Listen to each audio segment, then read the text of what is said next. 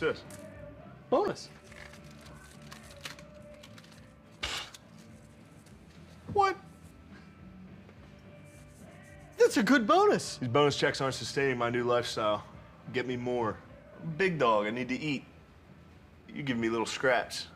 Then just give me more recommendations. That is the same bonus. You know what I recommend? You give me more fucking money before I kick your ass. Fuck this piece of shit. I'm done. My life on the line. My fucking life. Come on. Gentlemen, this is Democracy Manifest.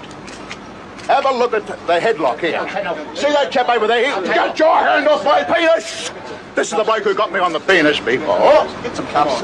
Why did you do this? Up in the car. Get some cups. For what reason? What is the charge? Eating a meal? A succulent Chinese meal? Oh, that's a nice headlock, sir. Oh, yes. I see that you know your judo well.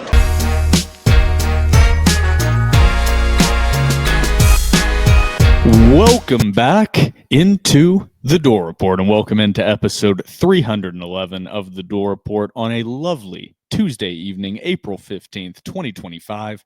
I am Will Byrum, joined as always by my co-host, Trevor Hulan, a.k.a. Hack Squad, Jim Duggan. Here at the Door Report, we are also joined by our producer, Phoebe, here early in the episode, but we are presented by 615 Collectibles. If you're into sports cards or sports memorabilia, check out 615 Collectibles on eBay. You can find them by going to ebay.com/str/615collectibles, or you can just go to ebay.com and type 615 Collectibles in the search bar. Items include NFL team packs, graded cards, individual cards, and more. Shipping is always fast and free. Trevor, we have all three sports to hit on at different levels. We have all three sports to hit on in episode 311. A bulk of this episode following the TDR cocktail break will be me and Trevor's recap / not really recap, but reaction and thoughts on the 2025 Vanderbilt football spring game. Me and Trevor were both in attendance, tailgated before the players even woke up, starting at 7 a.m. I got sunburnt. Trevor did get sunburned. I used sunscreen. Shout out to my dad, Steve. Saved me with the sunscreen. My hands got a little bit red, but everything else was safe. A lot of thoughts on the spring game. We will get those out in segment 2.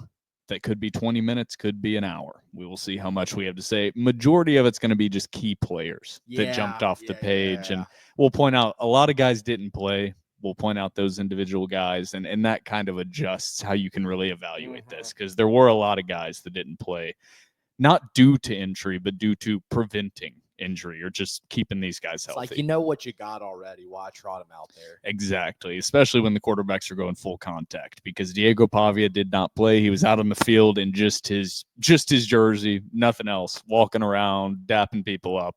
Before we get started, how did you feel about the quarterbacks being full contact? I hated it. As long as, this is what we were talking about last episode, which is tough, is in this offense. You kind of have to. You kind of have to. But I still hate it. I hate it. Yeah. But in this offense, if the quarterback just goes down at first contact or hip tap, it kind of defeats a lot of what this offense does, which is pitches or read options. Like, you'd be hamstringing the defense completely and hamstringing the offense. You kind of have to have him full contact. It's just the nature of Tim Beck's offense. But yeah, I hated it. But with Pavia out and not playing, I didn't hold my breath near as much throughout that game. Yeah. Not as worried about Berlowitz or Drew Dickey or St. Hilaire or Muschamp getting hurt. But a lot to hit on in that. We also have some basketball transfer portal news, a commit that can be very key for Vanderbilt this upcoming season. And then we will talk a little bit of baseball. Vanderbilt went down to Norman, Oklahoma, lost the series to the, at the time, number 19 Oklahoma Sooners, 1-2. We'll talk about that. They are also taking on your Lipscomb Bison. Heard up. As we are recording, that game is going into action, so we will not preview that because that's pointless to preview. I will say I made the tweet today with the horns up, saying "Horns up, go Herd." And I think some people thought that I was being realistic or like being truthful and that I would be cheering for my school over Vanderbilt. If you really think that, then I tweeted this, you have -2 brain cells. I love Lipscomb. I would never, ever, ever will cheer against Vanderbilt in any capacity. There we go. For the man himself, Hack Squat. The Hack Squat guaranteed. But, yeah, that's about it for the intro. We'll go to the vibe check because there's been a lot happening, including some action out east that we will talk about a little bit to start out segment 1. Maybe segment 2, haven't decided. But overall, some guys have hit the portal from football we will talk about as well, which I think will lower this number, but we're going to get your vibe check, your vibe score, the Hack Squat Jim Duggan vibe score. What do we got? Yeah, off rip, I'm going to go 6.5. We'll get into it more. I saw a lot that I liked from the spring practice. A key player for Vanderbilt football has entered the portal. That dampers my day. Vanderbilt baseball loses another series. That dampens my day. Basketball's doing so-so in the portal. Still TBD on that, but a lot more. I know it's a 6.5 out of 10, but a lot more negative than good, I think, for me personally. I would say 6.5 is good. I think that's right where I sit. Just kind of not negative, not on a negative slant, but it could go either direction. I'm almost indifferent.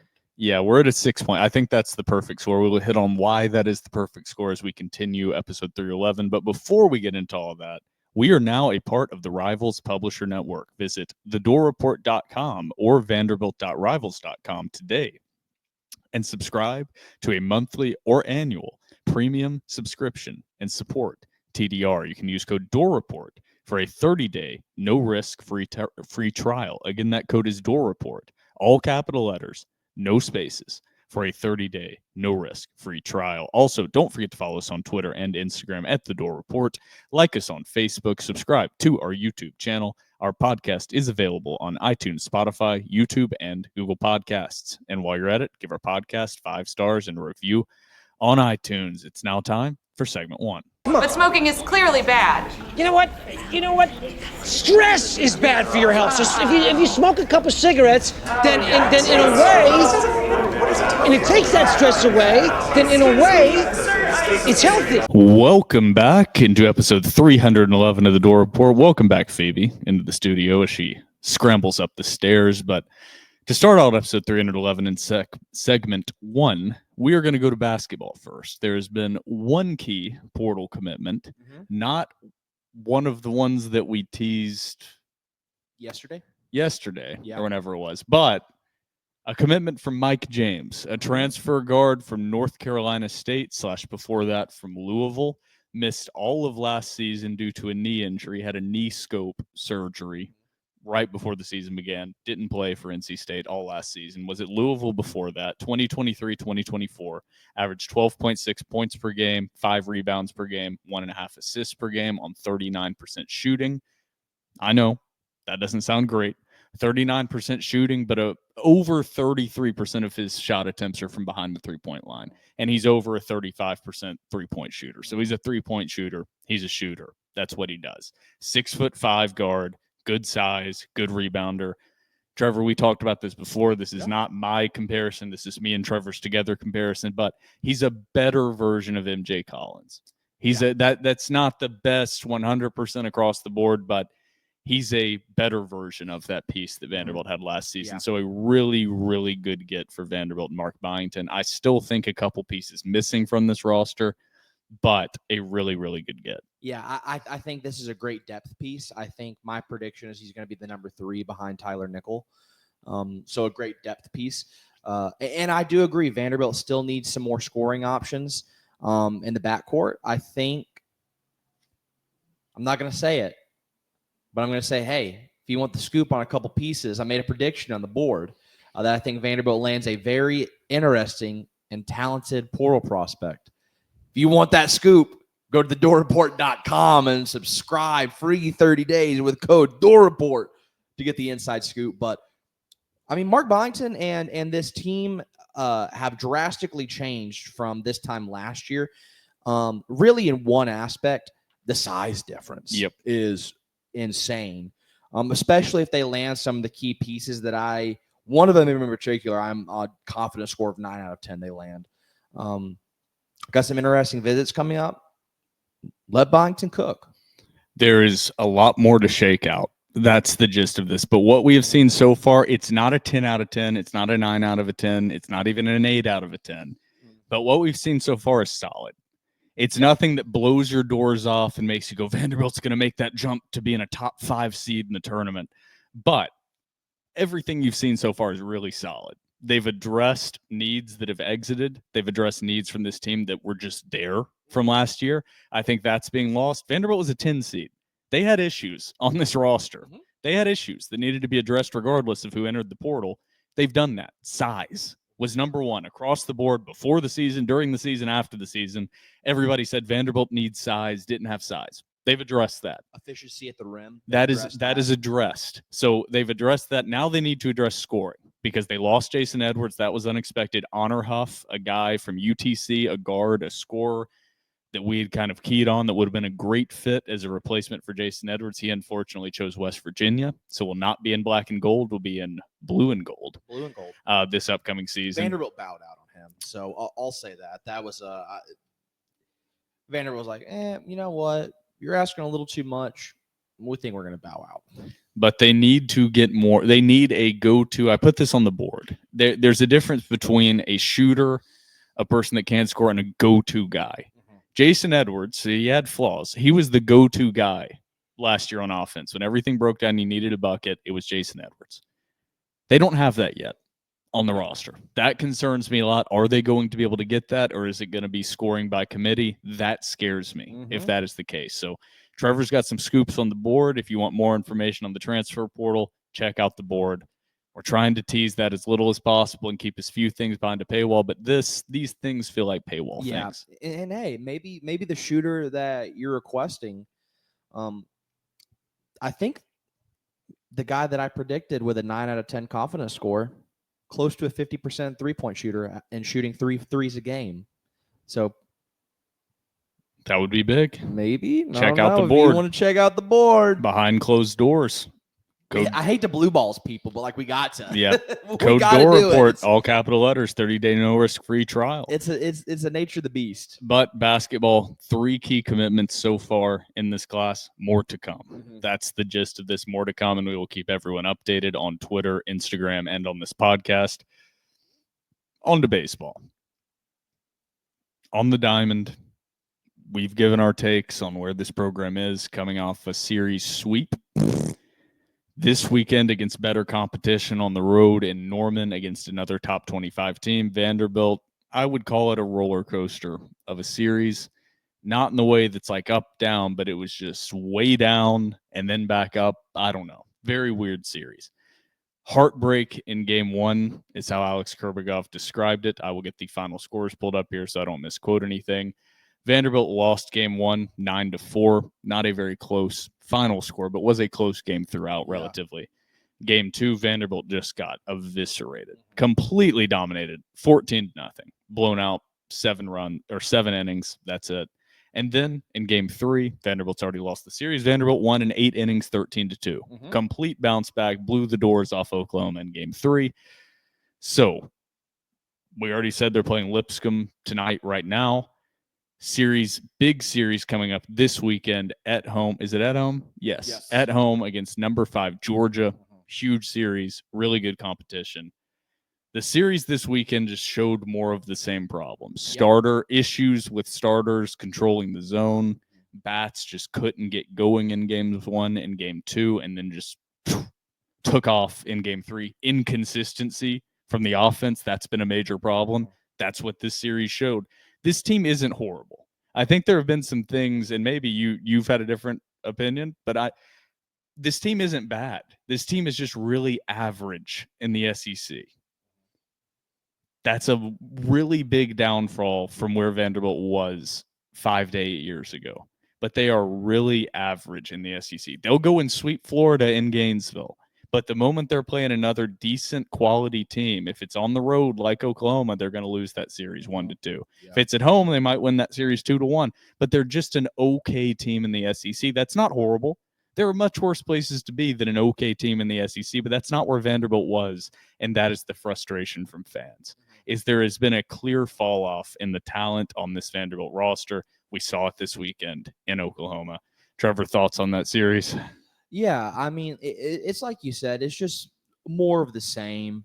There was a lot of juice and a lot of hope in Vanderbilt fans after the sweep against Florida that maybe they could get it rolling. Maybe they could get some momentum on their side as we inch closer and closer to postseason play.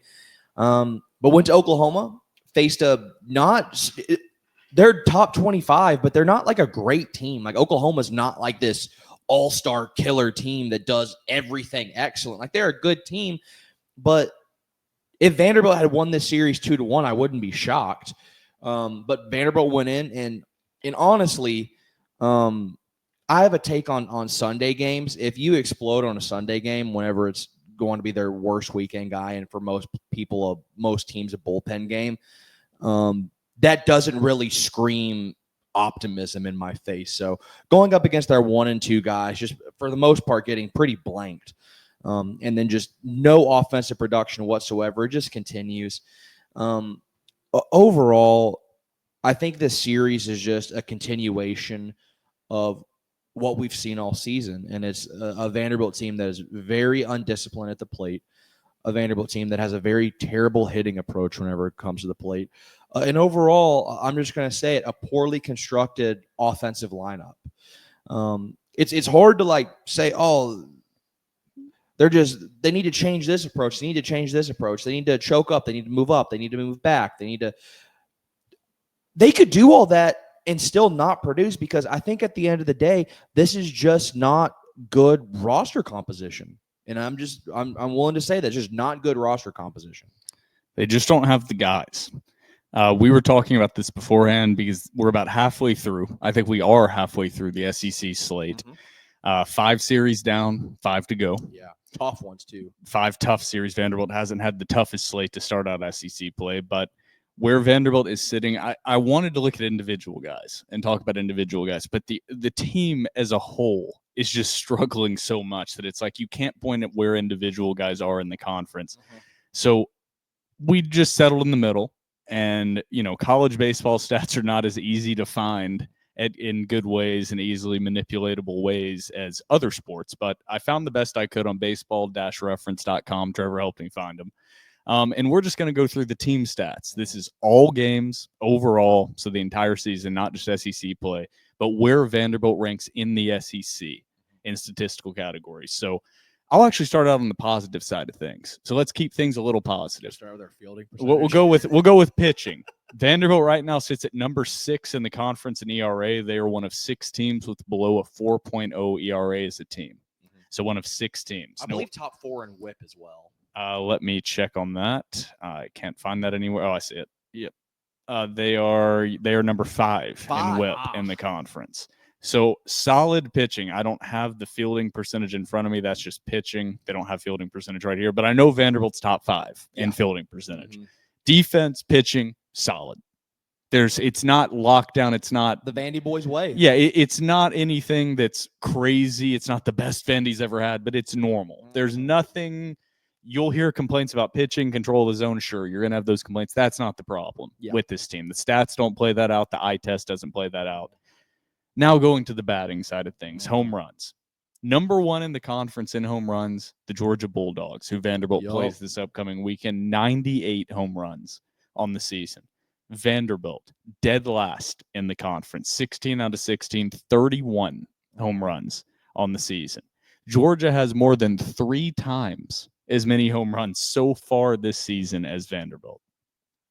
I know this is an antiquated stat. Baseball heads don't like it. Trevor doesn't like it. Batting average. Not a big batting average guy. Vanderbilt, dead last. 271. Number 1 in the conference, Arkansas, 327. OBP, Vanderbilt, 14th out of 16, 385. I bet we're dead last in OPS. OPS, Vanderbilt is dead last, 806. And Georgia, by the way, is number 1 in OBP and OPS.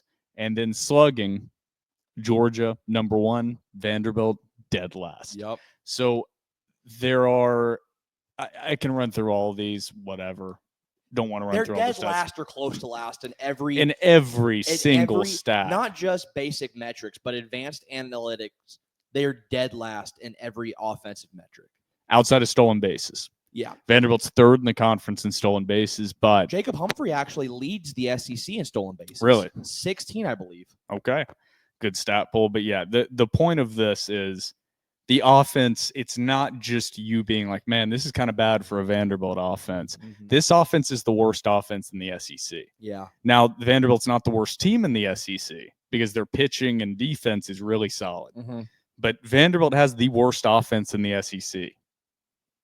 Point, period, end of Not sentence. up for debate. Not up for debate. The stats play it out. Everything plays it out. So anyone that's just fully on the side of any criticism is invalidated. Any criticism is just dumb.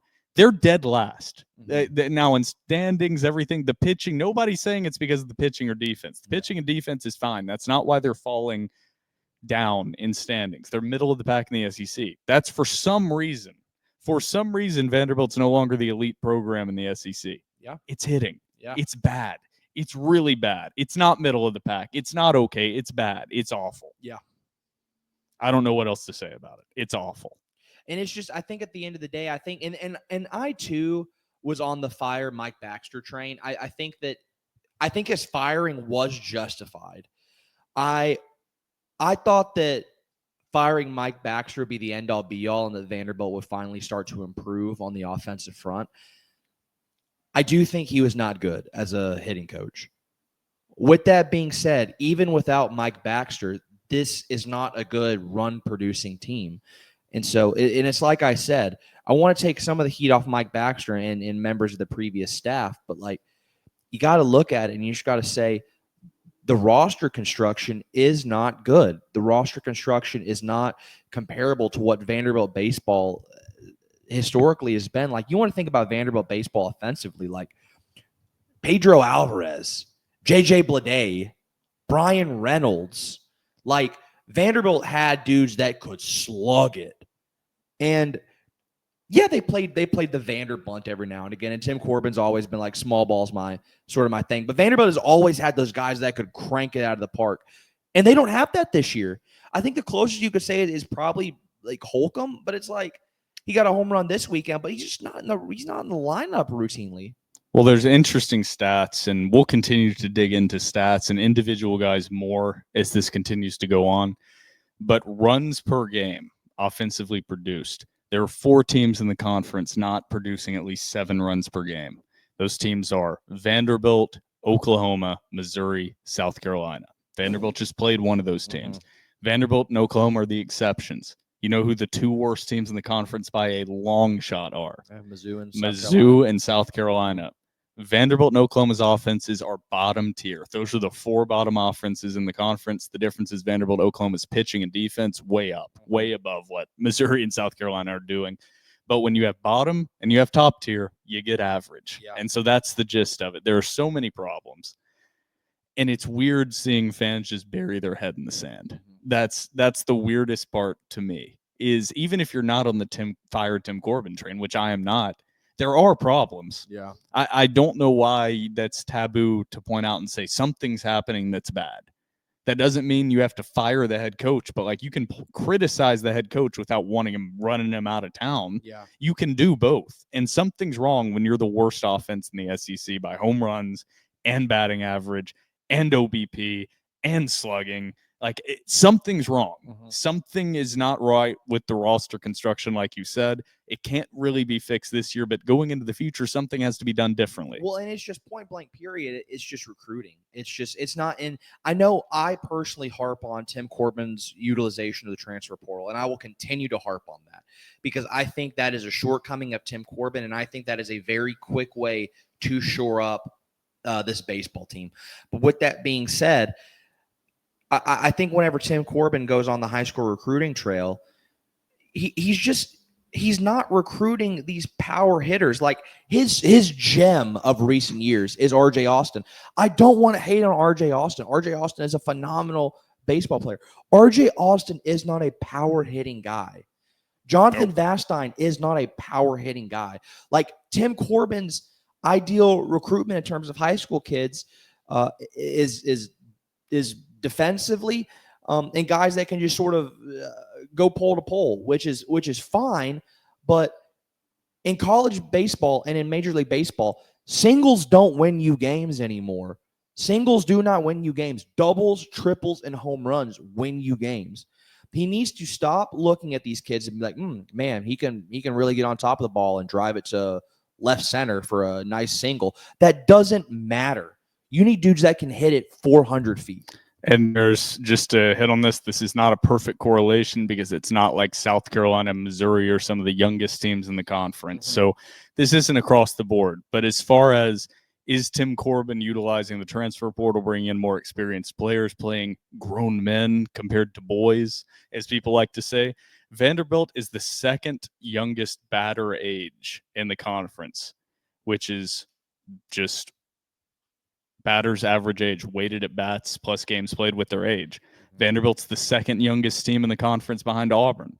Experience matters. Yeah. That year or two matters in development. And Vanderbilt right now is just playing younger guys more consistently.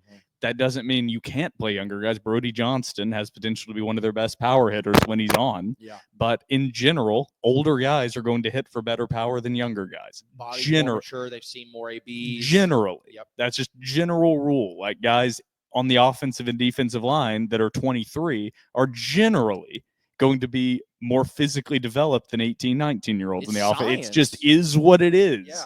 So that's another part of the transfer portal. Vanderbilt's playing more young guys, less power. So we can talk about baseball more when we don't have a spring game to recap. We have a lot of football that me and Trevor want to talk about. We don't want to talk too much on this subject. So any last things you want to say about basketball or baseball before we go to the cocktail break? I'll say one last thing about baseball. And Tim Corbin and Vanderbilt have prided themselves on being a developmental program. And I don't think that's something that we should knock. What Vanderbilt has done under Tim Corbin has brought in young talent and developed them into Major League Baseball players. And that is one of his MOs, and I think that's what makes him one of the greatest college baseball coaches to ever do it. But you got to be honest with yourself, guys. The kids that Tim Corbin was recruiting and thus developing into MLB prospects were already on the eyes of MLB GMs whenever draft day came around. And so you're like, okay, he'll just recruit more kids. Guys, look at the baseball recruiting. Tim Corbin is not recruiting like that anymore. Yeah, Vanderbilt is good in top 10 in baseball recruiting, but like Tennessee's ahead. Florida's ahead. Texas is ahead. Like Arkansas is ahead. Tim Corbin's just not recruiting at the pace that he was. And they did just get a really good pitcher commit, left-handed pitcher, touching 95 today. But yeah, but I think the core. What happens when the draft comes around? Exactly, you know what I'm saying? But I think the core of the problem, like we've been saying, is even if he was still recruiting at the number one level in the high school, that's not what the issue is, right? Yeah. It's you've got to utilize the transfer portal better, and that's like I don't want to. Yes, I agree with what you're saying on that aspect. To take off the emphasis of high school. Yes, exactly. High school recruiting. I love high school recruiting in college football, basketball, and baseball. I'm telling you guys, college recruiting, high school recruiting is dead. Yep. It's done. It's not going to win you games anymore. It's not going to win you championships anymore. Especially in basketball and baseball. Especially. I would say even football. But too, we will be talking about that more in the next segment. But yes, to a degree, yes. Portal's king. Yes, portal is king now, and that's what it was always going to be when this started. But we are going to take a quick TDR cocktail break here, and then we will be back to first answer premium board questions and read those comments. And then we will hit on our Vanderbilt football spring game recap and reaction. So grab yourself a cold one, and we will be right back after the TDR cocktail break.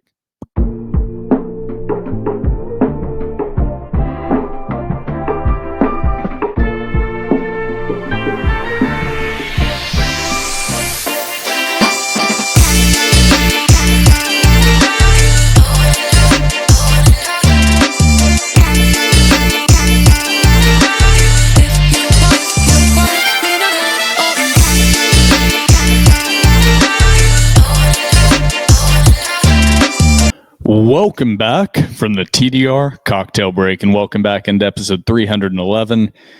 Trevor, we're going to close it out. Let's close it out. No, let's just go ahead and do the premium board questions. Okay. So we're going to start out with those. Some of these, we're going to start out with the non-football questions first.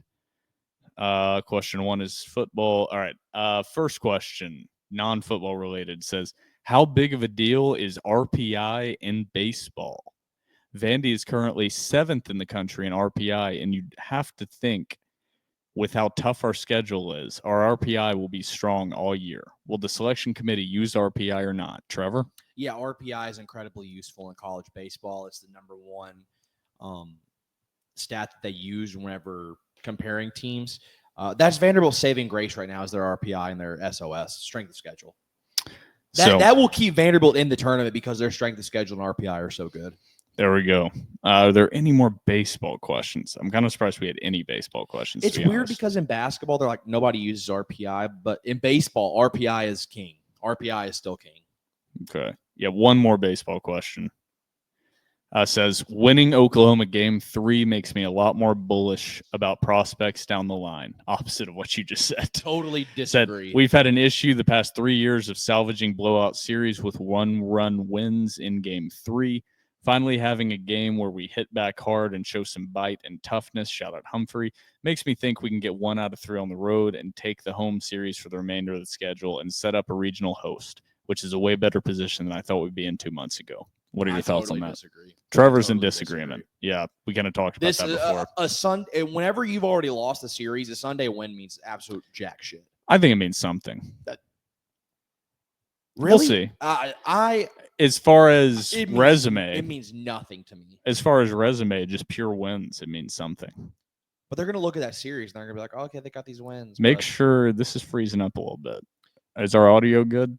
I guess we'll find out afterwards. We're going to hope the audio is okay. The video is freezing up a little bit. But, yeah, I think it does matter. Trevor doesn't think it matters. I think it matters less for the exact reasons you said. I agree with those.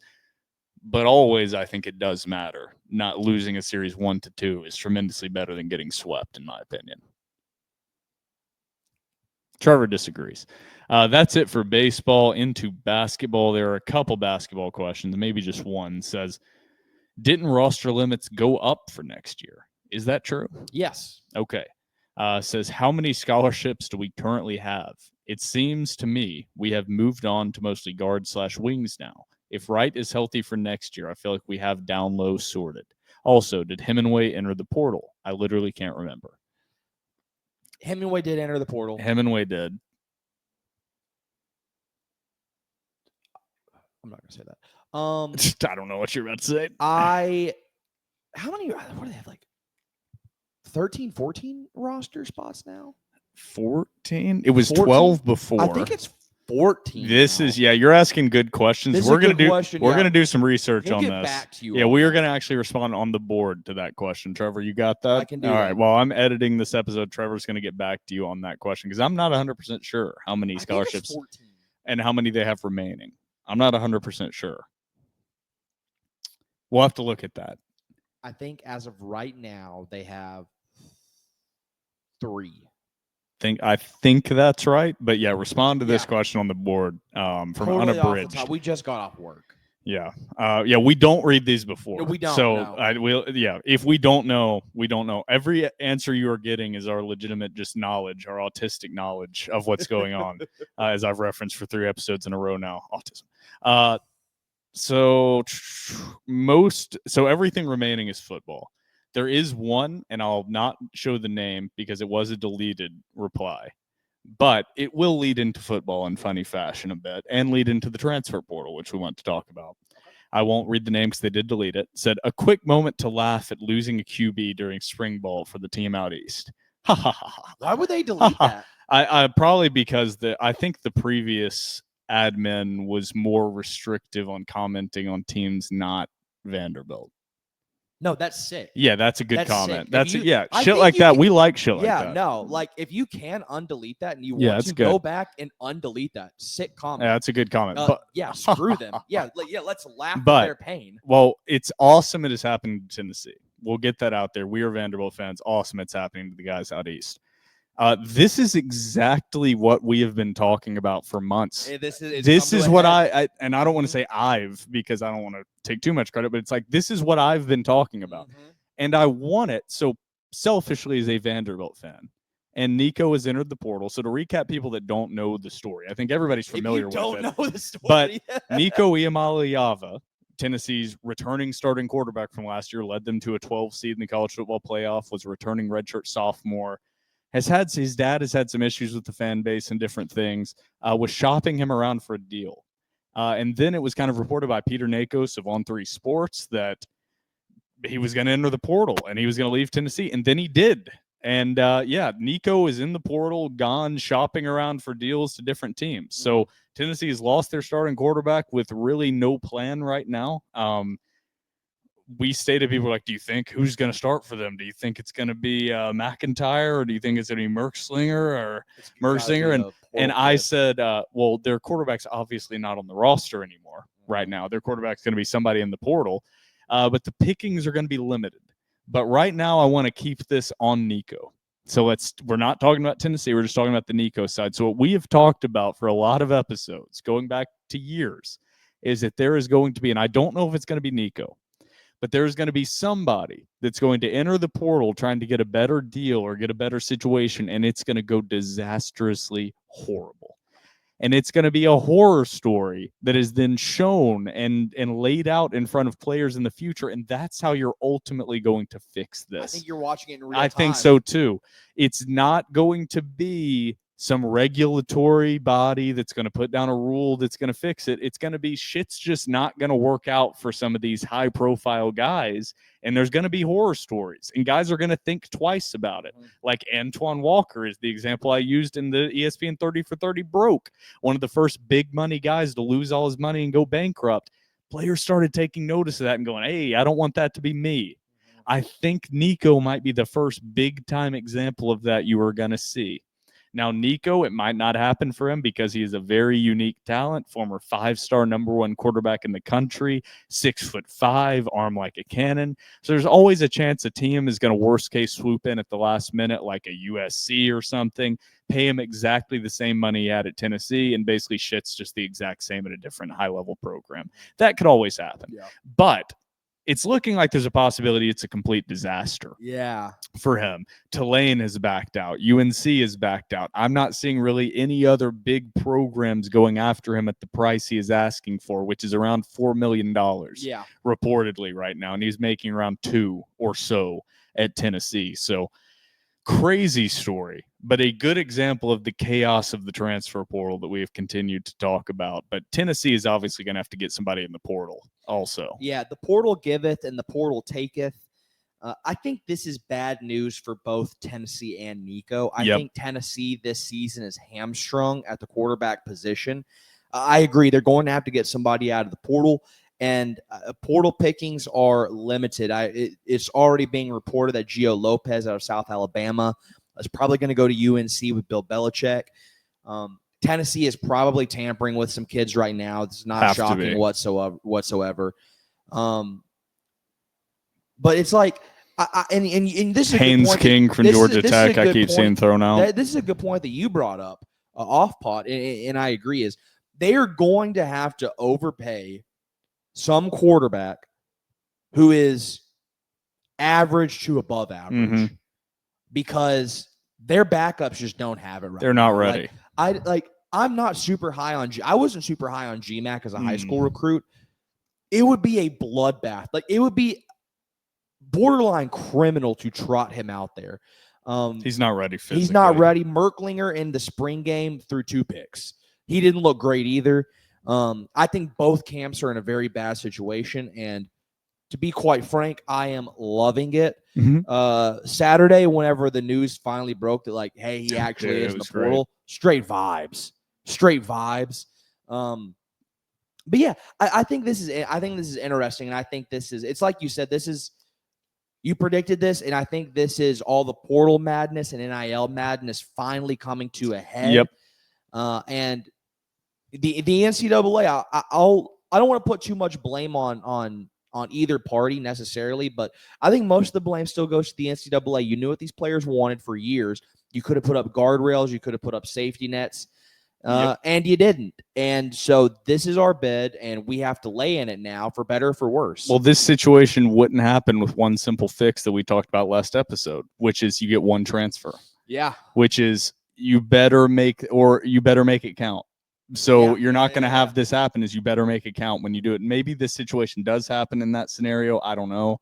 But I think that gives more pause to this exact situation right now if you get one transfer. Also, like, what is his dad doing? I don't know. Dude, like, and I actually discussed this with my best friends are like diehard Tennessee fans. And I asked him, I go, what percentage of the blame do you put on Nico and what percentage of the blame do you put on his father? And one of my friends gave a really good response. Like, Nico definitely deserves some blame because at the end of the day, he is an adult. With that being said, if I was 19 or 20 years old and my father was in my ear telling me, hey, you could make $4 million. At 19 or 20, I'd be lying to you if I said I wouldn't listen to my dad. Yeah. So, like, I'd probably go 60-40 his father. Well, there's blame. Yeah, I would say yes. We'll never know the full involvement of what exactly happened, but I think a lot of the blame is on his dad. Yeah. And I think Tennessee has handled it pretty well. I'm not going to give them flowers, but as far as like setting a precedent, I think you had to do what they did. I think just both parties, exactly like you said, are in a bad spot now. Tennessee is going to be a worse football team, and Nico is going to be in a worse position as a quarterback. But there are other sides to this. So there have been tensions between Nico's dad, and the Tennessee fan base. He's like straight up said they're racist. Yeah, after the Ohio State game, and even prior to that, which had issues. Are we shocked that Tennessee fans are racist? But they had issues from the beginning with Tennessee fans, and then you pair that with. And there's not a lot of time, and I'm sure people could find and saying that's a dumb take, but you got to look at Nico. Has future prospects of being an NFL quarterback. Obviously, the NIL request is what it is, so this might counteract the point I'm about to make. But this Josh Heupel offense is not conducive to getting a quarterback who puts up good numbers to be a first-round or high top 10 draft pick. This Josh Heupel offense, you already know the number one criticism of any quarterback that comes out of this Heupel offense, even if they've put up 3,800 yards, 38 touchdowns, 3 interceptions, the number one criticism is going to be, but yeah, he played in that Heupel offense, though. You know that is going to be the number one issue that scouts have. That's not shitting on Heupel. It just is. It would be the same issue that teams had with Vanderbilt quarterbacks. It's the same reason Vanderbilt's not going to land a high-level one, but it's just Tennessee's is a throwing version of what Vanderbilt runs. That's something that probably Nico's dad had in the back of his mind as well, is that's going to be a problem when it comes to his NFL draft stock. And so that's another part of this, is there was the tension between the fan base that nobody's talked about and then the NFL draft issue. So it's a money thing and there's all this, but there was already tension there. And you're just not hearing that because I don't think most national coverage guys that are just hitting on the story are plugged in like we are to how that tension has grown throughout the last season. So it wasn't like a very happy marriage before any of this happened. No. I don't think the coaching staff didn't like his dad sat in on practices. Yeah, there were issues. It was a weird relationship. Yeah, so that was why it happened, and I think Tennessee and local fans here were not like, people were shocked, but not like how in the world, what as much as national media was, because they knew the tension was there. But let's get to the Vanderbilt side of things, because that's what I want to talk about. Vanderbilt had their spring game this Saturday, the 12th. Was not televised. We incorrectly reported it would be shown on SEC Network. I was wrong. My bad. It was not televised. Vanderbilt, a decent crowd. Nothing good, nothing bad. I don't know, 7,000. Nothing good, nothing bad. Tailgate. I thought there would be. I will say that. Yeah, it was about what I expected. Tailgate was disappointing. You guys did not show up in grand fashion as we had hoped. We have a lot of leftover Chick-fil-A that we are eating until Thursday this week. But getting to the actual performance on the field, so they did not do the traditional black gold, split the teams up, have a normal game. That's not what they did. They did the offense, defense, black white with a scoring system for the defense on stops and things like that. I couldn't tell you what the scoring system is. I don't really care what the scoring system was. The offense won 40-38 for whatever that means on a walk-off touchdown pass from Blaise Berlowitz. So that doesn't really mean anything, because why I bring that up at the beginning is the defense dominated the day. I know that the final score was the offense won it, but the defense dominated. The scoring system is clearly slanted to give the offense a chance in this situation. as the defense should dominate. Yeah. We said it last episode that we wanted to see a relatively boring spring game where the defense dominates for the most part, and we see Pavia for one series max. We saw Pavia for no series. Which is okay with me. Fine with me. The defense dominated. A lot of guys set out. Langston didn't play. Langston Patterson, Longwell didn't play. Rendon Fontenette, even though he was in pads, I didn't see him out on the field very much. Yeah. Cedric Alexander played like one series, I want to say. Eli Stowers didn't play. Junior Sherrill didn't play. He played a little bit. Did he? Yeah, he didn't play much. He played a little bit, not much. Stowers, of course, didn't play. You had some more defensive linemen like Sid Noor was dressed out but didn't play. Yeah. Mann didn't play. A few other guys. Didn't play. A few other guys didn't play as well. So there were a lot of key pieces. Jalen Lackey didn't play. Yeah, I would say 10 to 15 key rotational guys. And like straight up starters. Yeah, about 10 to 15 of the top 35 players on this team didn't play. Mm-hmm. So take what we are going to say with a grain of salt in that aspect. A lot of key pieces didn't play. Yeah.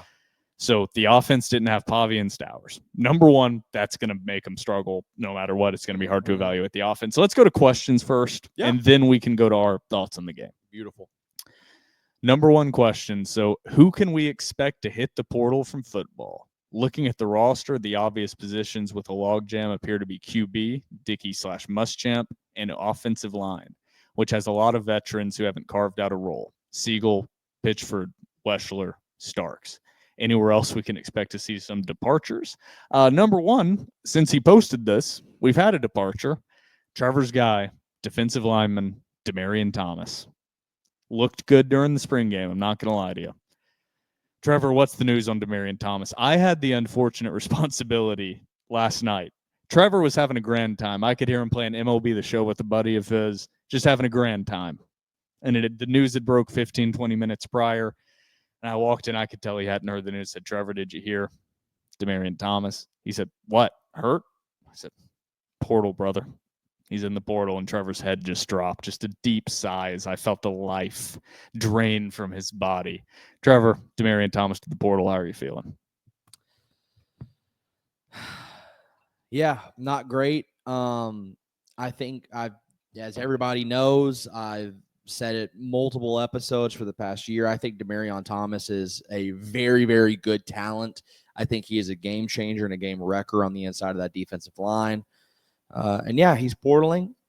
Just murmurs of got offered a bag, so to speak. And so yeah, he's taking his talents elsewhere. It sucks. I think that is a loss for Vanderbilt. I think it's a loss for the Vanderbilt defense, the Vanderbilt defensive line. We'll get into this. I think, and we'll get into this, and Will and I both discussed this Vanderbilt front, just based on what we've seen in just roster construction, is actually probably might be the deepest we've seen in years.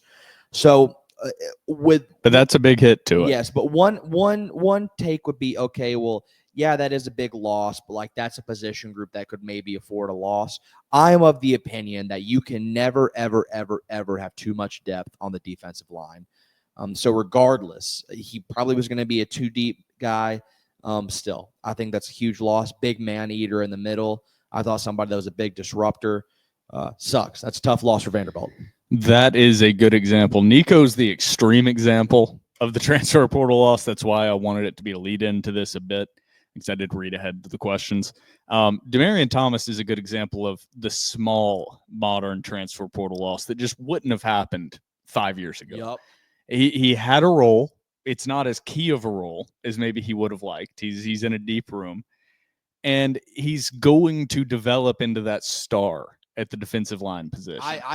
And he's totally younger, agree. and somebody came in with more money and a more prominent role in the defensive line, and boom, he's gone. Yeah. And the rumors are unconfirmed completely. Texas Tech, I believe those are kind of the rumors. Came in with much bigger money. That's complete rumors, not confirmed, not specific source, just letting you know.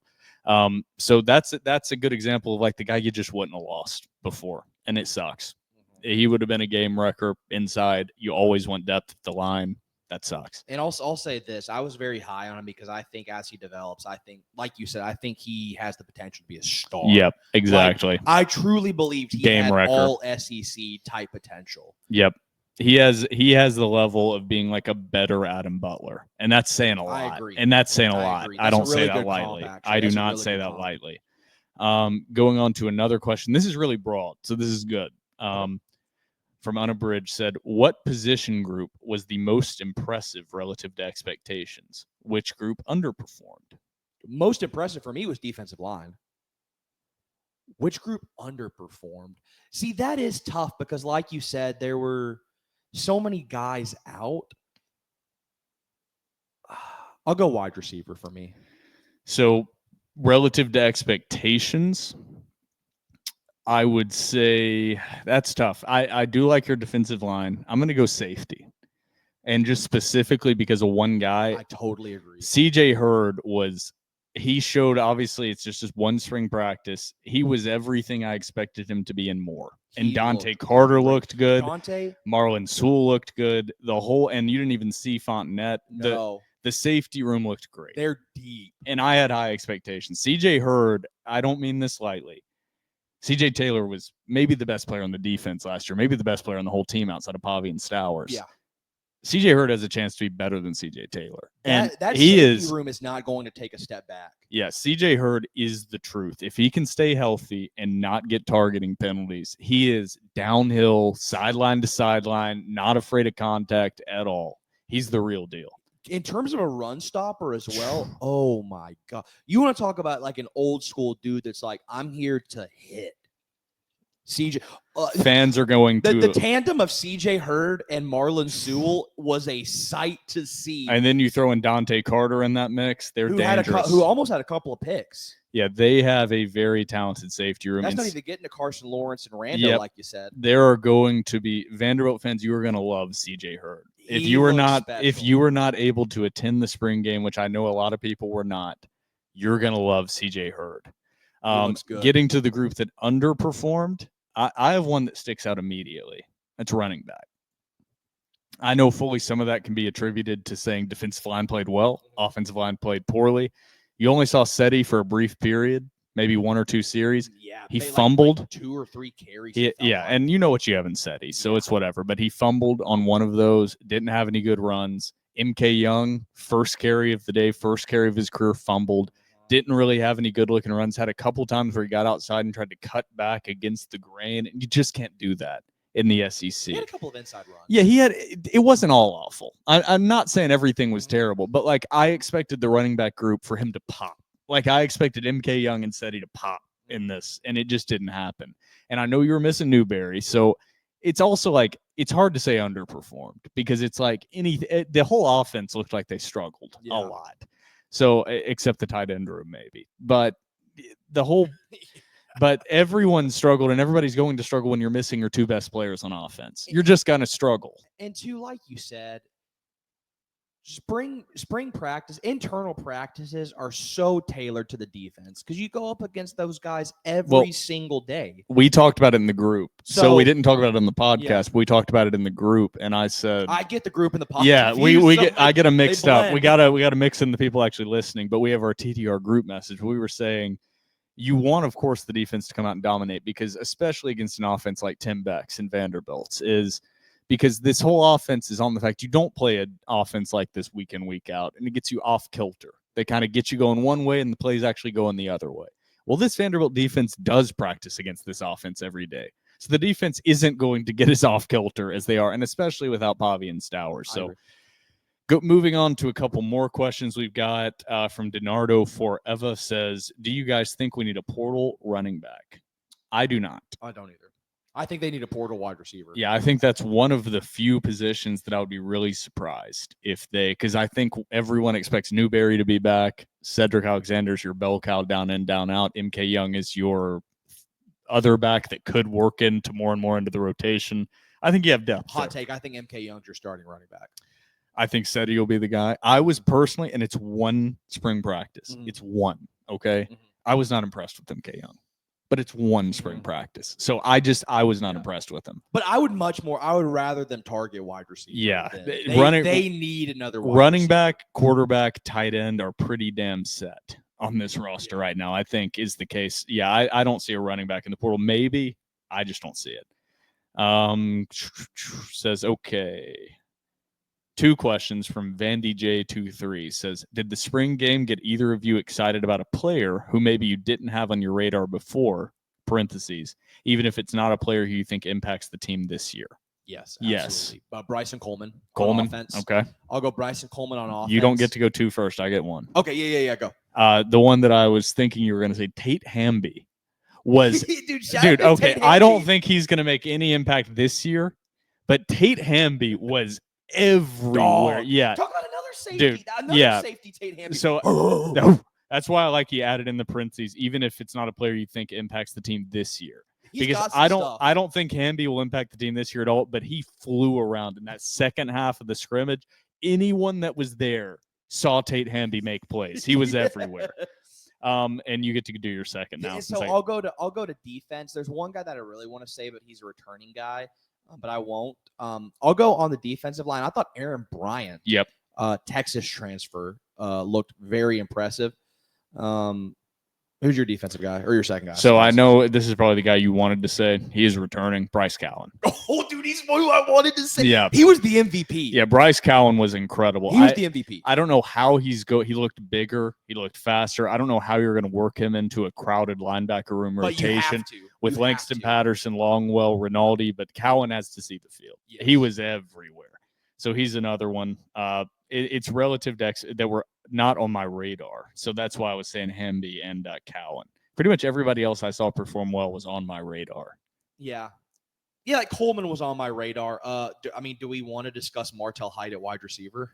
Yeah, I think that'll be another question. Yep, that's the next question here. So let's discuss this. Question 2 from VandyJ23 says, several are worried about the wide receiver position, and I agree.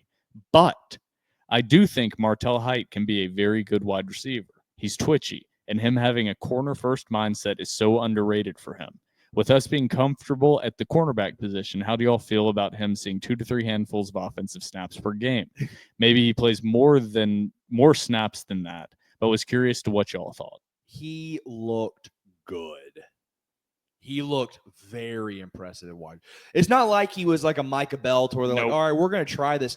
Like I'm not glazing. Will can confirm. He looked like he'd been playing wide receiver for a long time. Yep. He wasn't just running jet sweeps and little bubble screen stuff. His one catch on the day, I believe, was like a normal comeback or curl route on the outside. Like he was running normal route tree. He is not just a guy that's going to be used in a gadget play or two. He's going to be a part of the offense. He burst them. He burned them on that post yes, route. and there was one deep post early that Blaze Berlowitz did not put enough air under it and overthrew him. But Martell Hyde burned Vanderbilt's secondary and just one move, boom. And he has that speed, that twitchiness, like you said. Martell Hyde is going to be a factor in that wide receiver room. You are going to see him on the field. He looked impressive. He immediately jumped off the field. Totally agree. Martell Hyde was one of the most impressive guys that we saw. And then last question, then we can hit on a few more key guys we saw on some more notes. From GBarks24 says, how did the secondary look during the scrimmage? So outside of the play where it got its top taken off by Martell Hyde on that one play, and it's hard to judge because you had Berlowitz, Jeremy St. Hilaire, Drew Dickey, Whit Muschamp playing. The secondary looked really good. Secondary looked impressive. Yeah, it looked really good. And that's without like Jalen Lackey wasn't playing. Yep. Trudell Berry got a lot of snaps. I thought Martell Hyde didn't play the first half on the defense. Yeah, good point out. I think, man, what I was most impressed with in terms of the secondary was a room that we thought wouldn't be super deep and maybe a little bit hamstrung going into the season, the safety room. I thought the safeties were sensational, like we already hit on. I thought C.J. Hurd had a great game. I thought Dante Carter almost had 2 picks. Like Dante Carter was flying around. His ball recognition was very, very, very impressive. Overall, like what you have with Martell Hyde. I think Jalen Lackey is going to be a really, really, really good cornerback. Colby Taylor looked solid. Colby Taylor had a couple of pass breakups, and he looked. I don't want to get too hype, but if Colby Taylor can keep his emotions in check and keep his head in the game, he is a very valuable piece to have. When he is locked in and playing well and his head is in the game, he is an SEC caliber cornerback. When he is not even just when he's getting penalties, he gets out of his game, and that's when he gives up plays. Or not even out of his game, he just lets his emotions get the better of him. If he can stay locked in emotionally level, Colby Taylor is going to be an extremely valuable piece of this team that we didn't expect to have back. And that doesn't even talk physically, he is a freak at corner. Yeah. When he stands in that cornerback he group, looks like a corner. he is a freak. He is 4 inches taller, longer, lankier than every other corner on that roster. He looks like Richard Sherman. He How does. tall Yes. How He is tall he is a in the SEC where you have those physical freaks at corner. Colby Taylor's a physical freak. Yeah. He's just got to keep his head on his shoulders. And you said it and we said it so many times during the scrimmage. You want to hate him. Like you want to get mad at him. You want to not love him. But I love him. I know there's It's like even, I love him. Well, it's even this year whenever he would get like the dumb flags. I'm like, man, I want to get mad at him, but I'm like, there's something about him and there's something about that attitude that even though it is detrimental in some instances, I'm like, I love it. I would rather lose with guys like that. And that's what I said. I said on record, I would rather have to tell a player, whoa, boy, than say sick him. Yep. And I get it. That'll cost you yardage, but I would rather have a guy that you got to hold back than a guy that you got to motivate to get nasty. Now, what we need to formulate for Colby is not fighting after the play / at the end of the play and formulate that into solid tackling out on the edge. Yes. That's what we need to really get that going because he's not a great tackler out on the edge. We need to really engage that fury, harness it. You don't know who I did think, speaking of the secondary, was a good tackler? Tennessee transfer Jordan Matthews. Yep. He looks very impressive in the run game. So let's do this really quick. Just quick thoughts, and some of them might have more extended thoughts. But let's go position by position. Okay. And we're just going to get rapid fire thoughts out, and then we'll close out the episode. I like this. Because there's not like overarching. These are not going to be like, oh, the O-line looked good. Oh, the D-line looked bad. A lot of this spring game is individual guys. I agree. That's what you really have to evaluate. You can't judge position groups too much because so that's tough. But I want to add that caveat. So let's start out top, most important position on the field, punter. Great. Haber looked great. Haber, the Vanderbilt punting factory just keeps on churning out sensational punters. Shout out to Australia. He's got a nuclear missile for a leg. Haber looked good. Backup punter looked good. Everything looked good. Punting, just passing the torch. Just passing the torch. Punter, we got another good one. And that's Vanderbilt has had years of bad punting before. Yes. In college specifically. NFL, the guys are pretty interchangeable. College, the difference in having a good punter and a bad punter 20 yards is oftentimes Vanderbilt would trot out and 1 out of every 4 punts is going to be a shank for net 10 yards, net 20 yards. That's not going to happen. And that's been such a weapon the last couple of years. And it didn't really matter that much in 2023, but last year that was a weapon. Absolutely. That was a weapon. So that's good to have. I know it's joked about, but you're going to appreciate it. You only notice it when you have a bad one. Yeah, absolutely. You only notice it when you have a shitty one. Same with long snapper. It was weird. We were getting excited whenever he got trotted out. We were like, oh, here he comes. There we go. Here he comes. Yep. And then he was just boom. And we're like, and Trevor actually, like a 6-second hang and time. Trevor actually mistook the backup punter for Haber. He had some good ones too. His hang time's not quite as good, but he's solid. Now on to the second most important position on the field, kicker. Our boy rocket launcher looked great. 2 for 2. 2 for 2. Warm-ups was just hitting 50-yarders like they were layups. He's the man. Shout out to our boy, and we got to go the second string kicker, Mason Rowe-Miller. Also went 1 for 1 in game. Looked impressive. Shout out to my boy, number 40. That's going to be the next Vanderbilt jersey I cop as a Mason Rowe-Miller. Special teams, going to be a strength this year. Easy. That is a big-time strength, and that is not something that you have said all too often for Vanderbilt under Clark Lee. It seems to be a big-time emphasis, and oftentimes that can be the difference in winning and losing a game. Absolutely. So special teams is going to be a big-time strength this year. Obviously, you didn't see punt and kick returns. Martell Height is likely going to be taking the punting duties again. You know what you got. Let's start on offense, quarterback. I'll go first. You didn't see much because Pavia didn't play. Berlowitz. He was the most impressive. Berlowitz looked to me like the guy that should be the number 2. Jeremy St. Hilaire looked impressive with his speed. He possesses speed I didn't really expect. The burners on him. Dickey is the most consistent of them, but doesn't really fit the offense that well. And Muschamp looks like a guy that's going to transfer to an FCS program. That's my rundown. I would agree 110%. But Berlowitz showed me something that makes me think, like, obviously he's 8 steps down from Pavia, but he showed me something that was like, all is not completely lost. There's a little bit of flash there. He's serviceable. There's a little bit of something there that's even more than serviceable. It could be bad, but he's got a little flash to his game. I like Berlowitz. I like what he's got going on. Mackenzie Adams vibes. I like Berlowitz a lot. Moving on to running back, we talked about it a bit. Didn't see a lot of SETI. Obviously, A.J. Newberry was out. You didn't really see a lot from the running backs in general besides M.K. Young. Didn't have his best game, to be honest. Yeah, that's fair. Wide receiver. What do we got? Outside of Martell Hyde, disappointing. I think you want Tristan Brown to step up. I think you want Joseph McVay to step up, and they didn't do a ton. Granted, like we said, like we keep reiterating, Diego Pavia was not out there throwing.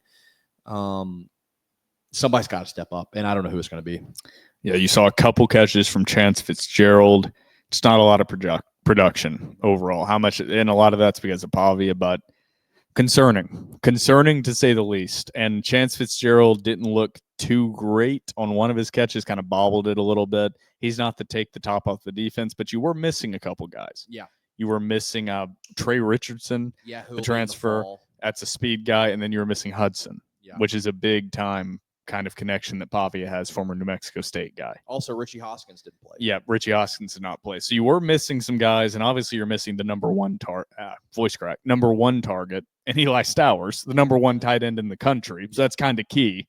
That's like missing your number one receiver. But yeah, the receivers are concerning. I would not be shocked if they go after one more receiver in the portal. Granted, they have 2 guys coming in. Receivers were disappointing. Yeah. Tight end room, they're missing Stowers, so it's hard to judge, but Cole Spence had a touchdown catch, I believe. Yeah. And whatever the hell you want to consider Bryson Coleman, he looks good. Yeah, tight end room looked good. If you're like, Bryson Coleman's actually a wide receiver, then I think I take back the portal acquisition because Bryson Coleman looks good. Cam Johnson looks like he's put on a little weight. He looks really good. Thick, yeah. Looks really good. Offensive line. This is where it's the last one. Offensive line was concerning looking to me.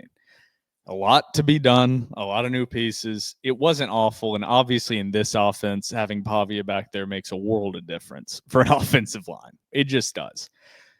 But in Vanderbilt's defensive line is going to be so much better than it has been in previous years. I mean, Keanu Coote, we haven't even talked about him because he didn't stick out. He didn't look bad at all. He played a lot. He made a couple plays. He just didn't stick out. He didn't do anything incredible. Vanderbilt has talent on the defense, so I'm not going to shit on the offensive line, but they struggled a bit. They got it together a bit in the second half of the scrimmage. There was some more time, but that first half was rough. Sloppy. The first few drives were sloppy, free rushers, not a lot of times. The offensive line concerns me a bit from what I saw. I will say, though, I think in the run game, they did open up some holes. They did open up some lanes. Especially in the second half. Pass pro overall looked a little bit concerning. I'll say this, and once again, here comes Trevor the Sunshine Pumper. This is a group of guys that have never played together, and you're in early spring. So give it some time to get some continuity. I wouldn't push the panic button yet. I will say Isaiah Glass looked impressive. I thought Isaiah Glass was mauling people. I really wish there was a TV broadcast I could go back and watch. This is one I would love because you're so focused on watching the more quote-unquote exciting pieces. So I was really caught up on watching the defensive line. I wasn't watching the offensive line as much. And that's I was really focused on watching how Keanu Coote looked, how is Aaron Bryant going to look, how is Wataha going to look, how is Demarion Thomas going to look, unfortunately, how is Zaylen Wood going to look, which you didn't see. No, you did see Wood. Wood did play. A little bit, but Zaylen Wood being back, another key piece, defensive end / interior defensive lineman. My thought is also on top of the money is maybe Zaylen Wood's going to be playing more interior now with Thomas gone. But yeah, the offensive line was a little concerning for me. But that's always going to be a concern. Yeah. I will say I thought Isaiah Glass looked impressive. I have confidence in Klenakis. I agree. For the first time, I really have confidence in Chris Klenakis. Yep. Going to the defensive side of things, let's start same side as the offense. Let's go defensive line. We just said they were impressive. Deep Man, as hell. underscore, they were impressive. Big, Big, fast. interior, fast, physical freaks. What Deep. Taha is huge. I don't It's- know if he's ever going to put it together as far as disrupting plays, but he looks giant next to other SEC teams. When he's standing at that defensive line, he's enormous. Yeah. He's a physical freak. He didn't do anything that really stood out, but he's a freak. You didn't see major guys play like Miles Capers. You didn't see major He didn't guys. play at all. Yeah, right. You didn't see Zaylen Wood. You saw Keanu Coote looked solid, just didn't make any big flash plays. Yeah. You saw Zaylen Wood briefly. The defensive line's going to be good. Glenn Seabrooks had a couple Glenn of good Seabrooks tackles. is going to be really good. That's also a reason I'm not as concerned. Demarion Thomas, I want him. I want him back, but he's gone. But Glenn Seabrooks. Glenn took a lot of Seabrooks is a snaps. really, Yeah. really good replacement to have back there. Not even your replacement. Like We he had was a- behind. We had he a was behind we had a Glenn. question last week that was like, is Glenn Seabrooks back? Yes. Oh yeah. Yes, big and time. He He's back. looks impressive. Let's go to linebackers. We were missing, of course, you did not see the top 3 linebackers for Vanderbilt. You didn't see Brian Longwell, Langston Patterson, or Nick Rinaldi. Nick Rinaldi was dressed. Nick Rinaldi was concerning to me. I got confirmation on that, by the way. He already had this hamstring taped up thing, and then the other knee, he kept running around, kind of looking down at it, stretching out. Just looked like no trainers were looking at it, but he looked like he was hurting the whole time and never played. I will say, spoke to somebody close to the situation. Nick Rinaldi is okay. Okay, Nick Rinaldi Nick is Rinaldi, okay. nothing to worry about. But you did not see the top 3 linebackers for Vanderbilt, so take that. But Bryce Cowan was incredible. He was everywhere. He was the MVP of the spring.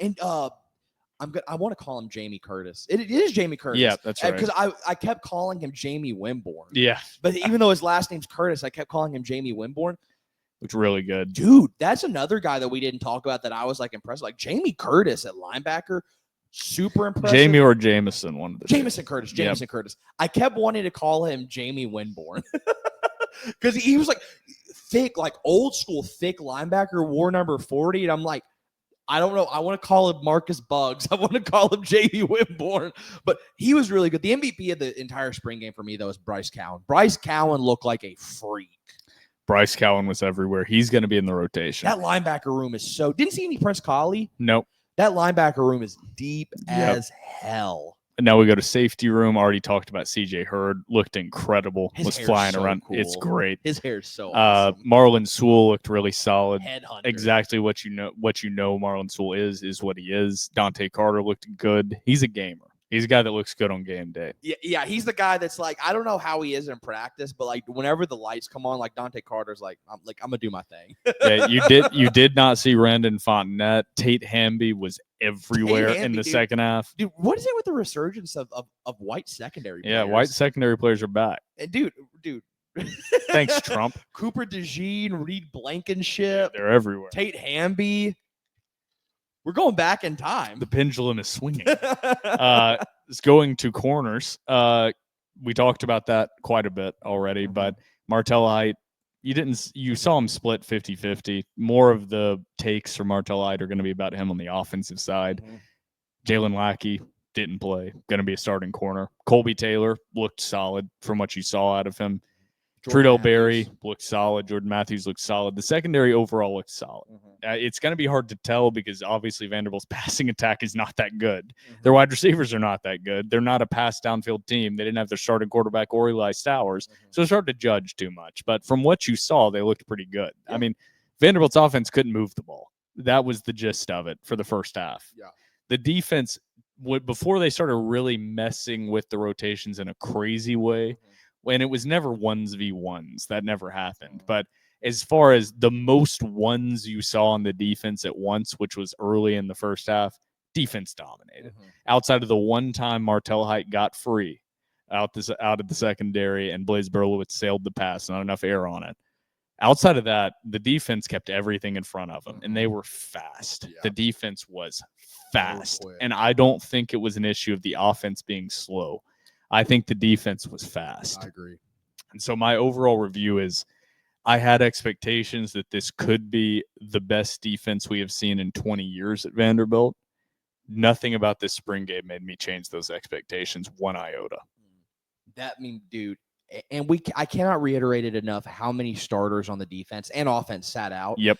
But man, dude, like that defense looked nasty. And anybody stating what they saw from the spring game was bad, or if it was a disaster, they looked bad. Anybody that said that doesn't understand spring games. Mm-hmm.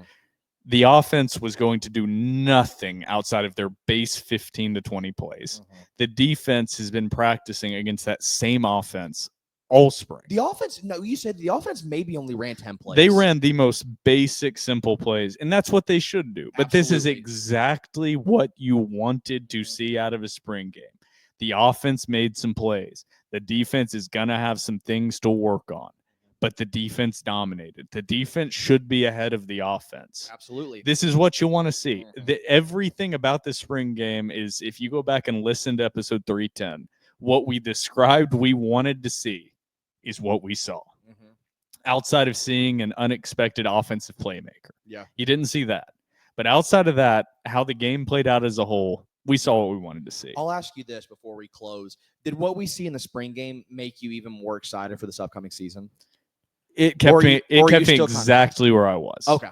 Nothing changed either direction for me. I did get a little bit excited about Bryson Coleman.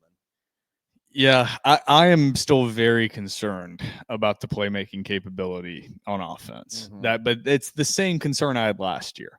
There's nothing. I just think Chance Fitzgerald replaces Quincy. I just think my exact same. It's a lateral move. Yeah, it's lateral on offense. The offense is going to have the same problems. Basically, just the backfield's a year older. Pavia and Stowers are a year more experienced. Sherrill's a year more experienced. But the O-line's going to maybe be lateral, maybe worse. Playmakers didn't get better. Yeah, nothing got me more or less excited. Maybe I'm more up on the defense now, and maybe one notch down on the offense. But really, I stayed. It was what I expected to see. Yeah, absolutely. And I'm high on this team. So yeah, it was what I expected to see. What you saw didn't change a window. No, it didn't move the Not needle. even It didn't close. move the needle for me. It was exactly what I wanted to see. And that's good. Yeah, it's a good thing. It's good. The only thing I could have taken away from the spring game was bad stuff. And really the only thing that could have happened that would have moved the needle is injury. Juxtaposed to the scrimmage / practice that we were at this time last year. How much 2 years ago. 2 years Oh, ago. no, last year. Yeah. No, the one we went to. Yeah, that's what I'm saying. Yeah, like the one Okay, that we were just invited to. that Oh, compared that. to this was so much Oh, better. yeah. So that moved. I said I couldn't get boosted up. That moved my morale down tremendously. What I saw last year. This was the opposite. So this is a good thing. Yeah. I could have been negatively impacted. That did not happen this year. Last year, we came away like, oh God. We were like, we came away and we didn't say it like this. And obviously, we were holding out hope for Pavia, and that worked out. It worked out. But we were sitting there going, if we roll out Nate Johnson, this team's going to go 1-11. Like this might be the worst team in the Clark Lee era. Like this is bad. Thankfully, that was not the case. Diego Pavia, our Lord and Savior. God bless Diego Pavia and the Pavia family. But anything else you want to add here on episode 311 before we close it out? No. All right. For myself, Will Byrum, and my co-host, Trevor Hulan, this has been episode 311 of The Door Report, powered by 615 Collectibles.